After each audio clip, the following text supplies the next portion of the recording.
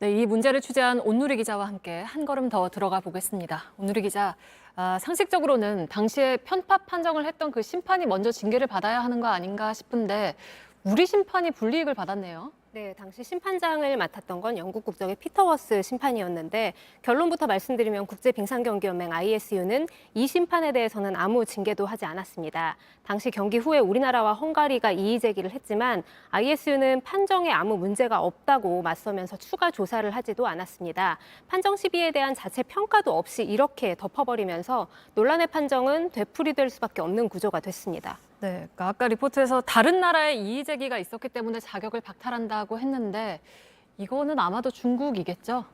네, 국제빙상경기연맹이 따로 밝히진 않았지만 중국의 이의 제기가 있었을 걸로 예상이 되죠.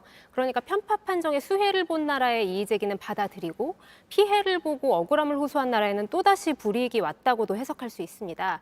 국제심판은 특정 국가를 대변할 수 없다는 ISU 규칙을 어긴 건 맞습니다. 그러나 당시에 어떻게 해도 이 판정을 이길 수 없을 것처럼 심각해지던 분위기에서 선수들의 계속되는 피해를 줄이기 위해서는 이런 부분을 감수하고라도 국제심판이 기자회견에 참여하는 게 좋겠다. 대한체육회는 이렇게 결정을 했던 거고요. 네, 근데 뭐 당시에 외신도 참석한 기자회견에서 대한체육회가 국제스포츠중재재판소에 제소를 할 거라고 처음에는 얘기를 했었죠. 네, 금메달을 뺏긴 헝가리는 국제올림픽위원회 IOC에 심판의 윤리조사까지 요구하면서 적극적인 움직임을 보였지만 우리 체육회는 이후에 메달도 많이 따고 또 비판 목소리도 작아지면서 스포츠중재재판소 항의도 하지 않기로 결정을 했습니다. 실익이 없다는 판단에서였습니다. 그러나 이 사건이 향후에 우리에게 미칠 영향을 생각한다면 옳은 결정이었을까 하는 의구심이 듭니다. 실익이 없다고 하더라도 국제스포츠사의 이 논란의 판정 기록이라도 남겼어야 하는 게 아닌가 싶은 거죠.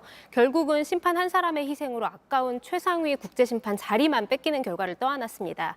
이후 대응도 사실은 우리 빙상연맹 또 체육회가 적극적으로 해야겠죠. 구제를 위해서 항의 메일을 보내든 뭐 절차를 밟든 해야 되는데 올림픽이 끝났다고 나몰라라 하고 있는 상황입니다.